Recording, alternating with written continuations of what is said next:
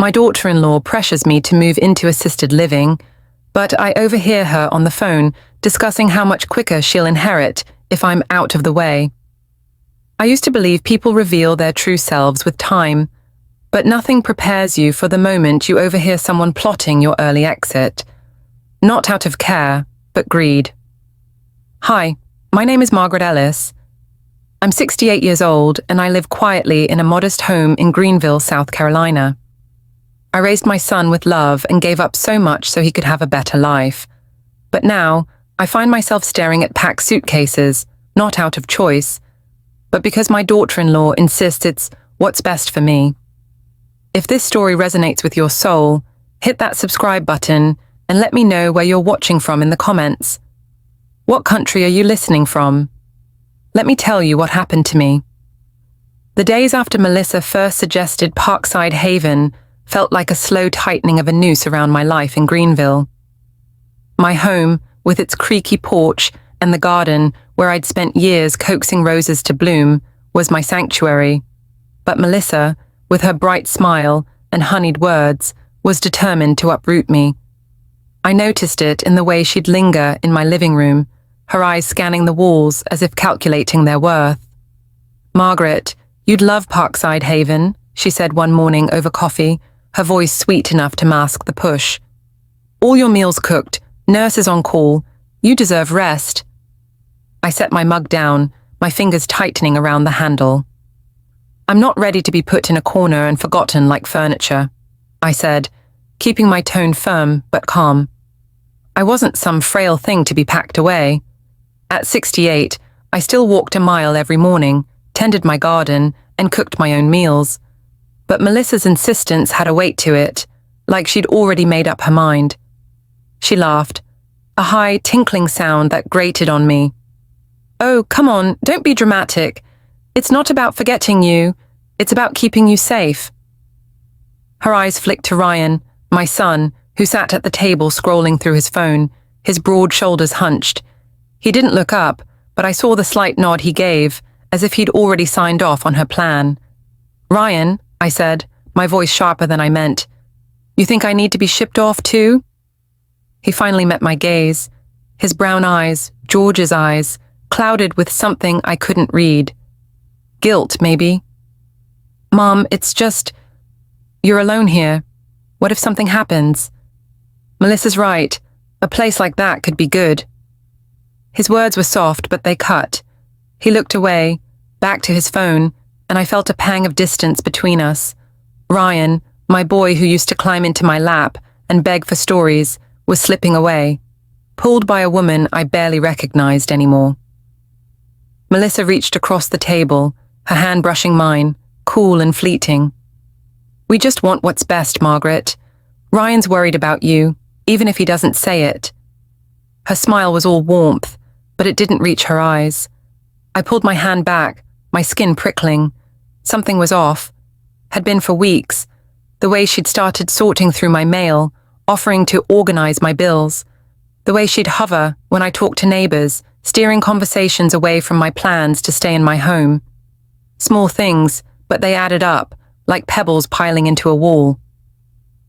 "I'm not going anywhere," I said, standing to clear the table. "This is my home. George and I built it together."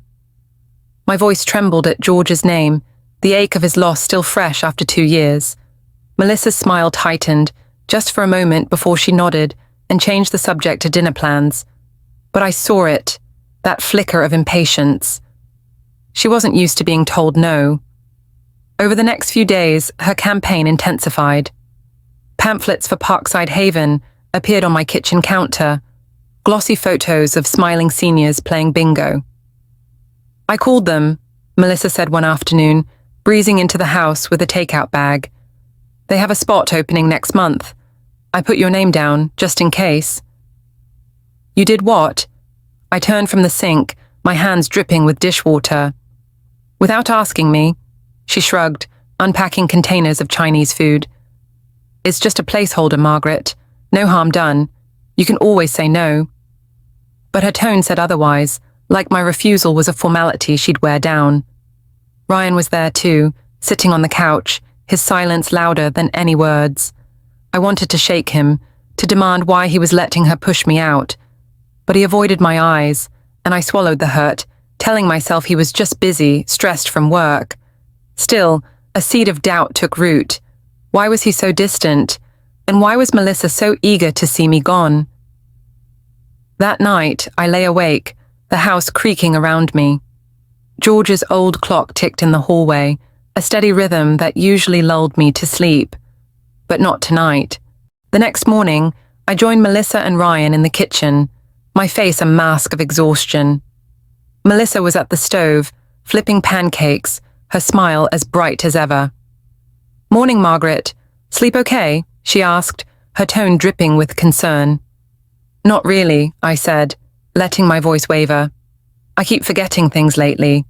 It's hard." I glanced at Ryan, who was sipping coffee, his eyes fixed on the table. He didn't look up, but I saw his shoulders tense. Melissa's smile widened, a glint of satisfaction in her eyes. "That's why we're worried about you," she said, sliding a plate of pancakes my way. "A place like Parkside Haven would take all that stress off. You wouldn't have to worry about forgetting things." I nodded slowly, as if considering it. "Maybe you're right," I said, my voice soft, uncertain. "I don't want to be a burden."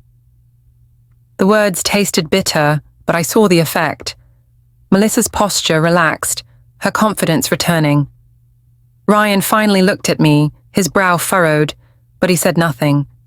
I hated lying to him, but I needed to know if he was in on her plan or just blindly following her lead.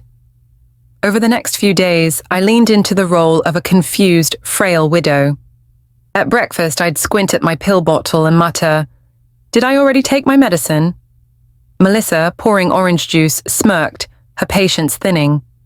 "Exactly why you need professional care," she said, her tone almost triumphant. "You can't keep track of these things alone." I'd nod, feigning embarrassment.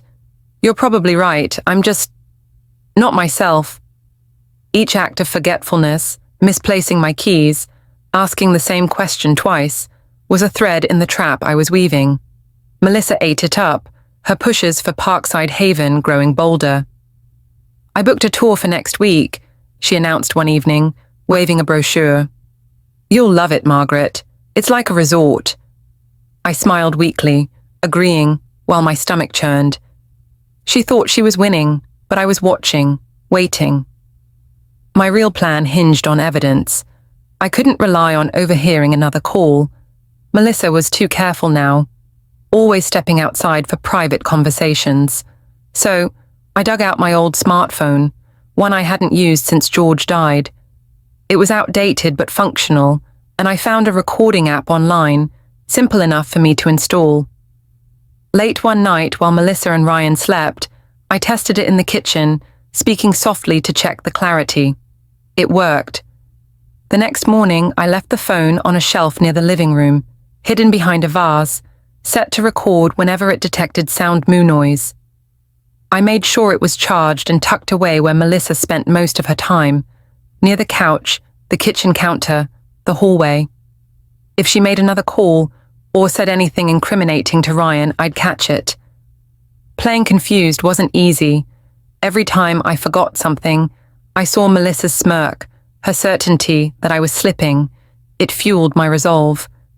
At dinner, I'd pause, fork in hand, and say, "Did I tell you about the roses today?" Even though I hadn't mentioned them.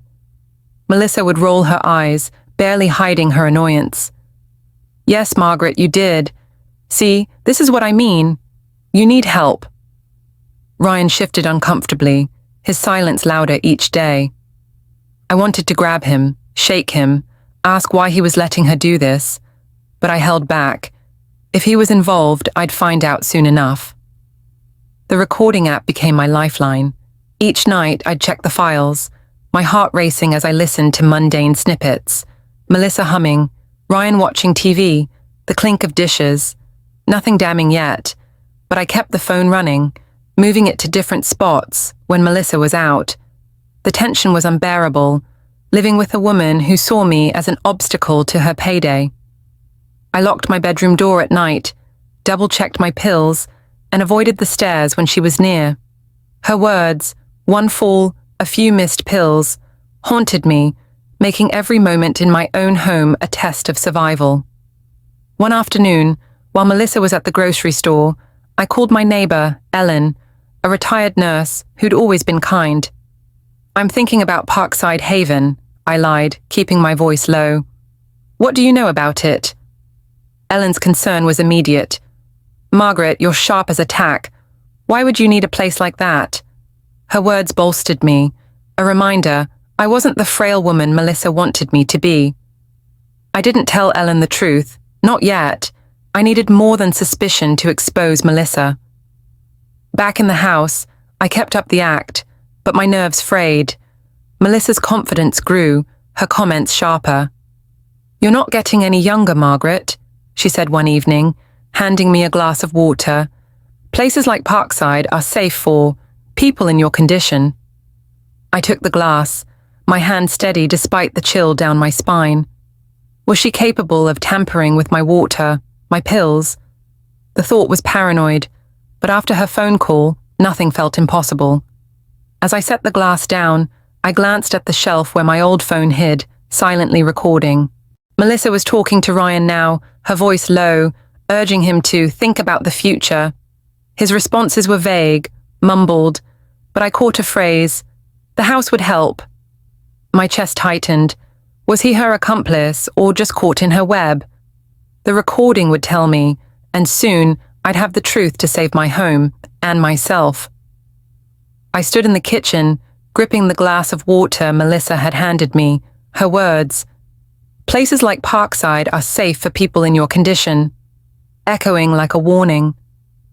My act of confusion, the deliberate stumbles and repeated questions, had her convinced I was slipping, but it was a mask. The old smartphone hidden behind the vase in the living room was my secret weapon, silently recording every sound in hopes of catching her true intentions. Her late-night phone call about one foul, a few missed pills, had already shaken me, but I needed more. Proof that would expose her to Ryan, to the world. As she chatted with Ryan about their future in the next room, I glanced at the shelf where my phone lay, its tiny light invisible but working. I was playing a dangerous game, living with a woman who saw me as a means to an end, but I was determined to outsmart her. The next few days I doubled down on my act. At breakfast I'd fumble with my coffee mug, letting it clink loudly against the table. "Oh, silly me," I'd mutter, glancing at Melissa. Her lips would curve into that smug smile, her eyes gleaming with certainty. "Don't worry, Margaret," she said one morning, patting my arm. "We'll get you settled at Parkside soon. You won't have to deal with these little mishaps." Ryan, sitting across from us, stirred his cereal, his gaze fixed on the bowl. His silence stung, but I couldn't tell if it was guilt or complicity. I needed that recording to know where he stood. Each night I retrieved the phone after Melissa went to bed, my heart pounding as I checked the files. Most were useless, conversations about groceries, Ryan's work, Melissa's complaints about traffic. But I kept the app running, moving the phone to new spots. The hallway, the kitchen counter, always hidden. The tension was suffocating, every creak of the house making me jump. I stopped drinking anything Melissa offered, pouring her kindly made tea down the sink when she wasn't looking. Her words about missed pills haunted me, and I checked my medication twice daily, locking it in a drawer. I wasn't taking chances. Then, one evening, it happened. Melissa announced she was stepping out to run an errand, leaving Ryan and me alone. He was on the couch, watching a game, his face tired. I wanted to ask him, to demand if he knew what his wife was planning, but I held back. Instead, I murmured something about needing a nap and retreated to my room, locking the door. An hour later, I heard the front door open. Melissa was back. I crept to the stairs, listening as she paced the living room, her voice low, on the phone again. My old phone was on the shelf, recording. I stayed still, barely breathing, until she hung up and went to the guest room. That night, I waited until the house was silent before sneaking downstairs. My hand shook as I grabbed the phone and opened the app. The latest file was timestamped 8:47 p.m. I plugged in earbuds, my pulse racing, and pressed play. Melissa's voice came through, hushed but clear, dripping with calculation. Once the paperwork's done, and she's declared mentally incompetent, Ryan can sign over everything, she said. She's worth $500,000, you know? Easy money. I backed away from the shelf, my legs unsteady, the earbuds trembling in my hands. $500,000. My savings, the house, George's life insurance, it was all a number to her, a prize to be claimed by labeling me unfit, declared mentally incompetent. The words hit like a slap. This wasn't just about shoving me into Parkside Haven to die. It was about stripping me of everything, my dignity, my legacy. And Ryan, her mention of him signing over my assets twisted the knife. Was he part of this, or was she manipulating him too? I sank onto the couch, the phone clutched to my chest. Disbelief gave way to a cold, burning resolve. Melissa wasn't just greedy, she was ruthless, willing to destroy me to get what she wanted. The recording was my lifeline, proof of her plan, but it wasn't enough. I needed to catch her in the act, to show Ryan the truth before she could spin another lie. But how? She was careful, always watching me, her fake concern a mask for her ambition. And if she suspected I was onto her, what would she do? The thought of her tampering with my pills, staging a fall, made my skin crawl. I glanced at the staircase, half expecting her to appear, but the house was still. Ryan's silence weighed on me. Did he know about the incompetence plan, or was he a pawn, blinded by love? I wanted to believe the latter, but his avoidance, his quick agreement to Parkside, gnawed at me.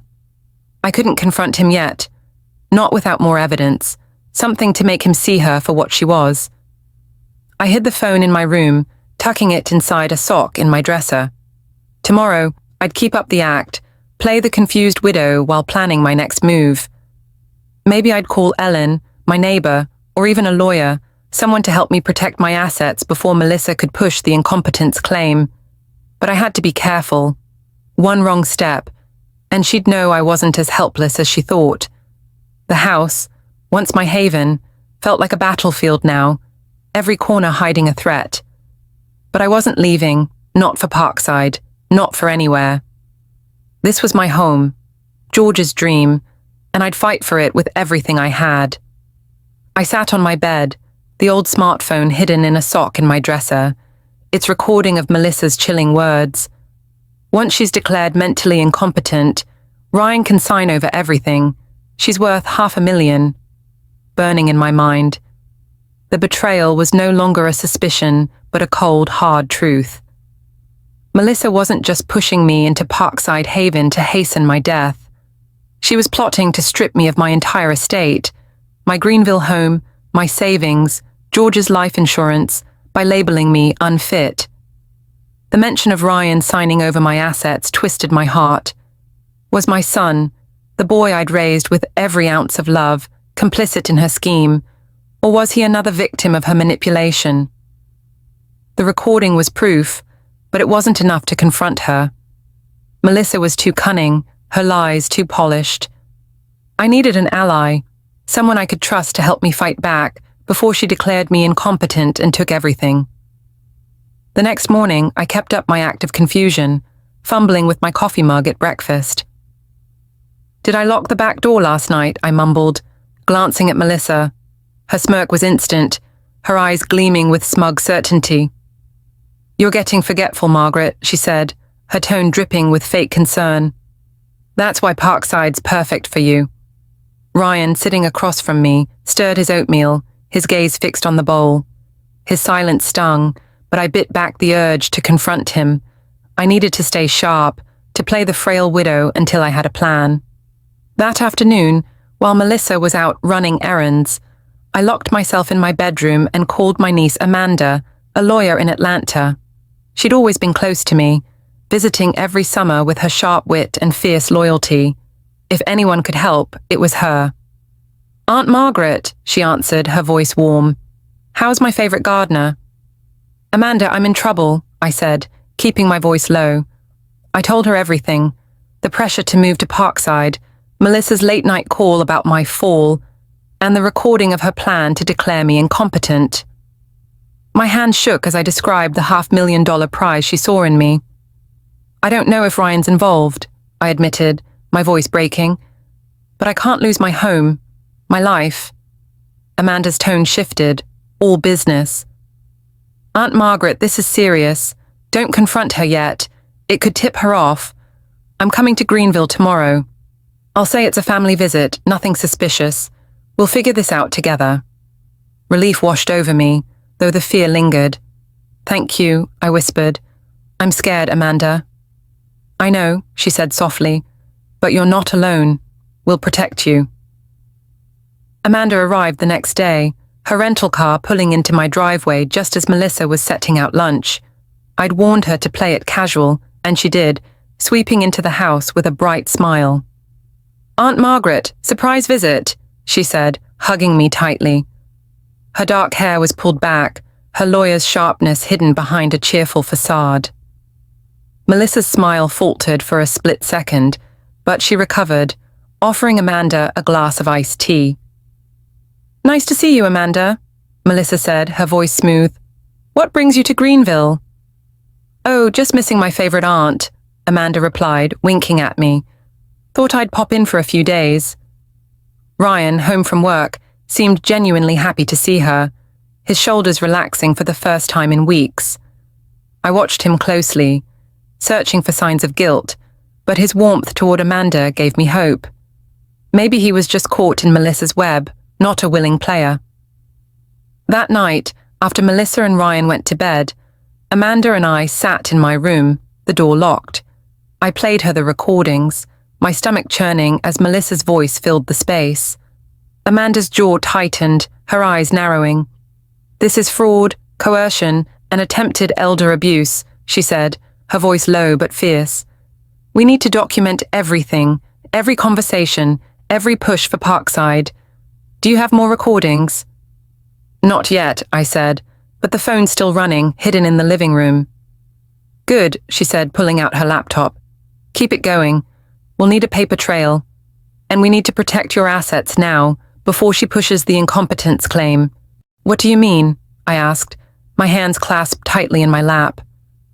A new will, Amanda said, her fingers flying over the keyboard. We'll draft one that locks down your estate, house, savings, insurance, and we'll add a clause. Anyone proven guilty of manipulation or intent to harm gets nothing. It's a legal safeguard. If Melissa tries anything, she's cut out completely. I nodded, the weight of her words grounding me. What about Ryan? Amanda's expression softened. We'll find out where he stands, but this protects you either way. I'll file it with a notary tomorrow, quietly. Melissa can't know. Over the next 2 days, Amanda played the doting niece, chatting with Melissa about recipes and local gossip, all while watching her like a hawk. I kept up my confused act, dropping vague comments about Parkside. Maybe it's not so bad, I said at dinner, letting my voice waver. Melissa's eyes lit up, her smile almost predatory. It's the best choice, Margaret, she said, squeezing my hand. I forced a nod, my skin crawling at her touch. Behind the scenes, Amanda and I worked fast. She drafted the will, detailing my assets and the clause that would disinherit anyone who tried to harm me. We met a notary at a coffee shop while Melissa was at a meeting, signing the papers in a quiet corner. Amanda also contacted a colleague in Greenville, a private investigator, to dig into Melissa's finances. If she's planning to steal $500,000, she might have a trail. Offshore accounts, debts, Amanda said. We'll find it. Each night I checked the recording app, but Melissa was cautious, avoiding calls in the house. Amanda's presence seemed to unsettle her. She was less pushy, her smiles tighter. She knows something's off, Amanda whispered one evening. Keep playing along, she'll slip.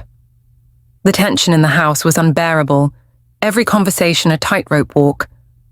I locked my door at night, checked my pills, and avoided Melissa's helpful offers of tea or snacks. Ryan's silence grew heavier, his eyes darting between me and Melissa. I wanted to trust him, to believe he was innocent, but the doubt lingered. Was he her pawn or her partner? The new will gave me some peace, but I needed more, proof to expose Melissa and save my home.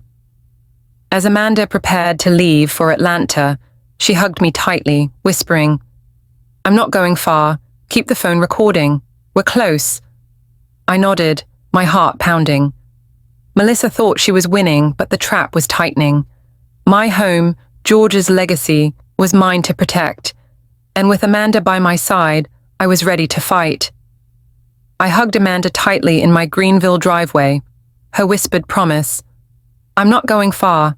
Keep the phone recording," steadying my nerves as she left for Atlanta.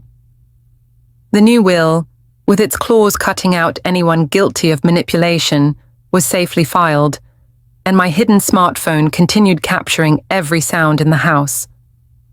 Melissa's plan to declare me incompetent and seize my $500,000 estate was unraveling, but I needed undeniable proof to expose her, especially to Ryan, whose silence still left me questioning his role.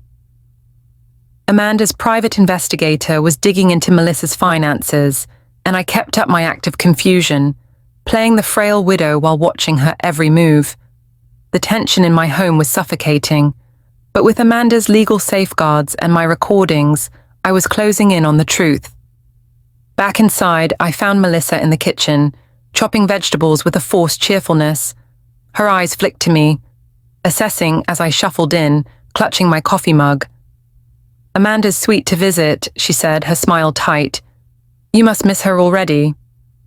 "She's family," I said, letting my voice waver. "Family matters, you know.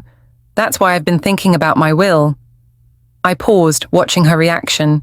Her knife slowed, her head tilting slightly. "Your will?" she asked, her tone too casual. I nodded, setting the mug down with a tremble I exaggerated. "I updated it yesterday. Added you to it, Melissa.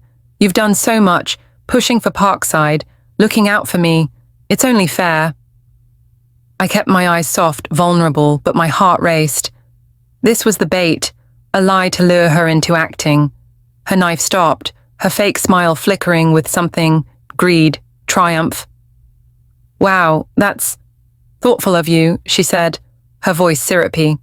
"But you didn't have to do that, Margaret. We just want you safe." "I know," I said, patting her hand, my skin crawling at the contact.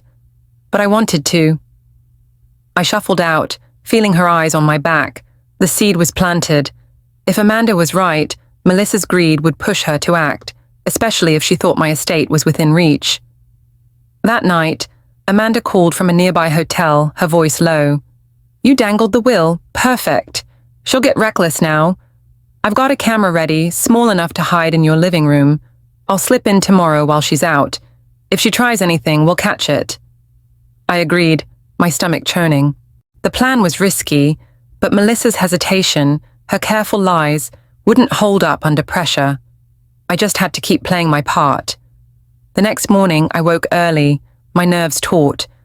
Melissa was already up, humming in the kitchen, her cheerfulness almost manic. Ryan had left for work, his goodbye brief, his eyes avoiding mine. I hated the distance between us, but I pushed it aside. Today was about Melissa. Amanda texted me at 10 a.m. "She's at the store. I'm coming now." While Melissa was gone, Amanda slipped in, planting a tiny camera in the living room, hidden in a bookshelf. "It's motion activated," she whispered, adjusting it. "Streams to my laptop. If she delays help or worse, we've got her." She hugged me and left before Melissa returned.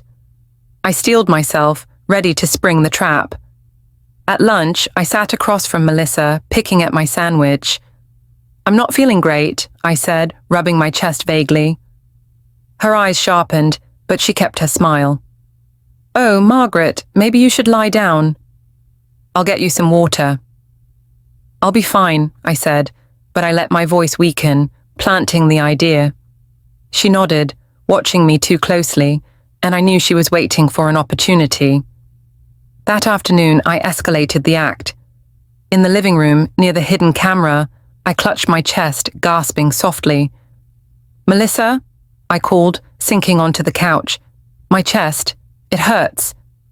She appeared in the doorway, her face a mask of concern, but her eyes were cold, calculating. "Oh no, Margaret, what's wrong?" she asked, kneeling beside me. I groaned, gripping my arm, mimicking the heart attack symptoms I'd read about online. "It's bad," I whispered. "Call 911. She hesitated, her hand hovering over her phone on the coffee table. "Let's not panic," she said, her voice soothing but slow. "Maybe it's just indigestion. You ate that sandwich, right? Let me get you some antacids first." She stood, moving toward the kitchen, her steps deliberate, unhurried. My heart pounded, not from pain, but from the realization that she was doing exactly what Amanda predicted, delaying, hoping nature would take its course. "Melissa, please," I gasped, clutching the couch. "I need help." The camera was rolling, capturing every second of her inaction. She returned with a glass of water, no antacids, and sat beside me, patting my hand. "Just breathe, Margaret. You're okay. We don't need to rush into anything." Minutes ticked by, 5, then 10, her phone untouched. I kept up the act, my groans softer now, watching her through half-closed eyes. Her calm was chilling, her hesitation a confession. Finally, I recovered, sitting up slowly. "It's better," I said, my voice shaky. "Maybe you're right, just indigestion." Her smile returned, but it was strained. "See? No need for 911. I've got you."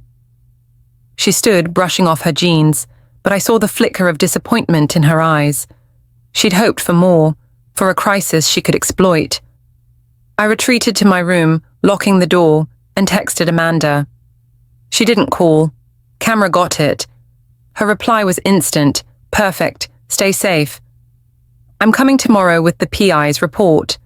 I exhaled, relief mixing with dread. The camera footage was damning, proof of Melissa's willingness to let me suffer, or worse, for her gain. But Ryan's role still haunted me. Would he believe the evidence, or defend her? And what had the investigator found in her finances? The house felt like a prison now, Melissa's presence a constant threat. I checked my pills, locked my door, and kept my phone close. She thought she was in control, that my weakness was her ticket to my estate. But the camera, the recordings, and Amanda's plan were tightening the noose. I wasn't the helpless widow she imagined. I was fighting for my home, George's legacy, and the truth, no matter how painful. Would your relatives wait before calling for help if your life depended on it? Ever felt someone close to you wore a mask? Share your story and subscribe for more true stories that matter. I locked my bedroom door, my hand still trembling from the staged chest pain that had exposed Melissa's true intentions. The hidden camera Amanda installed had captured everything. Melissa's chilling delay, her refusal to call 911, her calm suggestion of indigestion as I gasped for help. Her hesitation was a confession, proof she'd let me die to secure my $500,000 estate. The text from Amanda, perfect, stay safe. "I'm coming tomorrow with the PI's report," was a lifeline, but the weight of Ryan's role pressed on me. Was my son, distant and silent, part of her scheme, or just another pawn? With the recordings, the camera footage, and the new will cutting out anyone guilty of manipulation, I was close to reclaiming my Greenville home. But I needed Ryan to see the truth, no matter how much it hurt. The next morning, I kept up my act, shuffling into the kitchen with a weak smile. Melissa was at the counter, pouring coffee, her cheerfulness forced.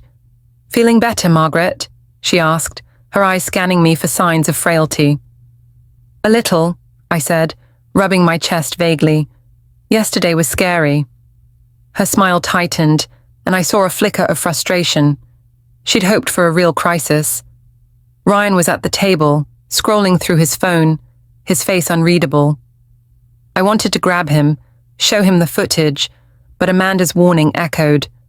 Don't confront her yet. I had to wait. Amanda arrived at noon, her return visit announced with a cheerful knock. Couldn't stay away, she said, hugging me tightly, her eyes signaling urgency. Melissa's welcome was polite but strained, her gaze darting between us. After lunch, Amanda pulled Ryan and me into my bedroom, locking the door. We need to talk, she said, her voice low, her laptop open on the bed. Ryan frowned, his broad shoulders tensing. What's going on? Amanda didn't hesitate. Your wife wanted your mother out of the way, permanently. She played the first recording, Melissa's voice chillingly clear. One fall, a few missed pills, then Ryan gets the house. Ryan's face paled, his eyes wide. Then she showed the second. Once she's declared mentally incompetent, Ryan can sign over everything. She's worth $500,000.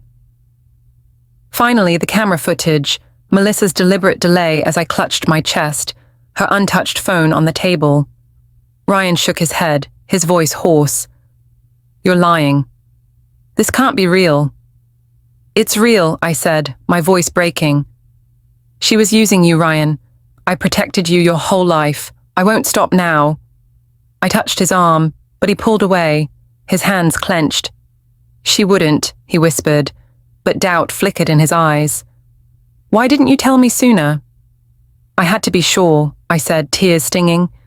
I didn't want to believe it either. Amanda's voice was firm. The private investigator found more. Melissa's got debts, a hidden account with small transfers from your mum's savings. She's been planning this for months, Ryan. The will we filed cuts her out if she's guilty of manipulation. She doesn't know it's active. Ryan stood, his jaw tight. I need to hear it from her. He stormed out, Amanda and I following. Melissa was in the living room, folding laundry, her face a mask of innocence. Melissa, Ryan said, his voice shaking with anger. What the hell have you been doing to my mom? Her eyes widened, but she recovered quickly, laughing softly. What? Ryan, what's this about? I've been helping Margaret, you know that. She stepped closer, her hand on his arm, her voice soothing. Is this Amanda stirring things up? She's always been dramatic. Don't, Ryan snapped, pulling away. I heard you. The calls, the plan to put Mum away, to take her money. You wanted her gone. Melissa's smile faltered, her eyes darting to me, then Amanda. That's ridiculous. You've misunderstood. I was talking about care options, making sure she's safe. Her voice rose, a hint of panic creeping in. Margaret's confused, you've seen it. I was trying to protect her. Protect me? I said, stepping forward, my voice steady despite the ache in my chest. You delayed calling 911 when I was in pain. You talked about my death like it was a paycheck. It's all recorded, Melissa. Her face froze, the mask slipping. Recorded? She stammered, her eyes narrowing. You spied on me. That's illegal, you can't. It's my house, I said, cutting her off. And you're done here. Amanda held up her phone, the investigator's report open. Your hidden account, your debts, it's all here. The police are on their way. As if on cue, a knock sounded at the door. Melissa's face drained of color as Amanda let in two officers, their badges gleaming. Melissa Carter, one said, you're under investigation for fraud and attempted elder abuse. We need you to come with us. Melissa backed away, her hands raised. This is a mistake. Ryan, tell them. But Ryan turned away, his face a mix of heartbreak and disgust. She lunged for her purse, but an officer stopped her, cuffing her wrists as she protested, her lies unraveling in real time. I watched her go, my legs trembling but my resolve firm. Ryan sank onto the couch, his head in his hands. I'm sorry, Mom, he whispered. I didn't know. I should have seen it. I sat beside him, touching his shoulder.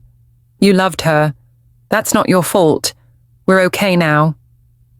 But the words felt fragile. The trust we'd rebuild would take time, scarred by her betrayal. Amanda stayed, helping me secure the house, my accounts, my life. The recordings and footage were handed to the police, sealing Melissa's fate. My home, George's legacy, was mine again, but the victory was bittersweet. I'd fought for the truth, but the cost was a wound that would linger.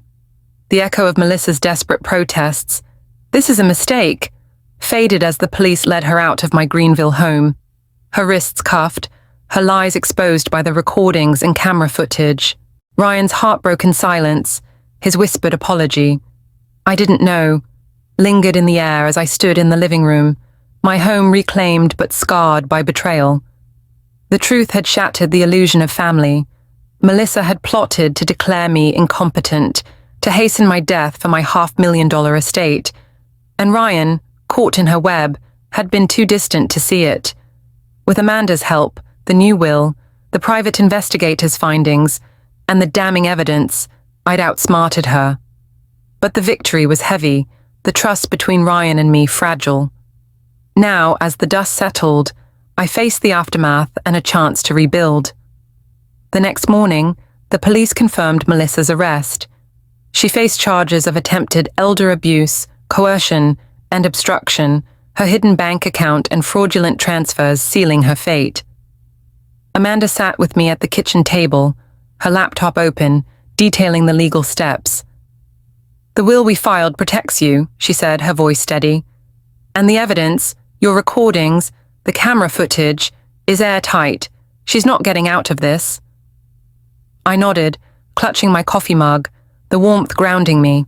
My home, George's pride, was safe, its creaky porch and rose garden mine to keep. But the thought of Melissa's voice, one fall, a few missed pills, still chilled me. I'd fought for my life and won, but at what cost? Ryan lingered in the house, his duffel bag by the door. He'd barely spoken since the confrontation, his eyes red, his broad shoulders slumped. "I'm moving out, Mom," he said finally, his voice low. "I need to figure things out, make this right. I let you down."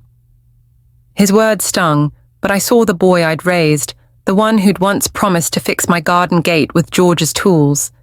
He wasn't her accomplice, just a man blinded by love, now broken by truth. "You didn't know," I said, touching his arm, "but you're my son. We'll find our way back." He nodded, tears brimming, and left for a friend's place, promising to call. The door closed and the house felt emptier, but not defeated.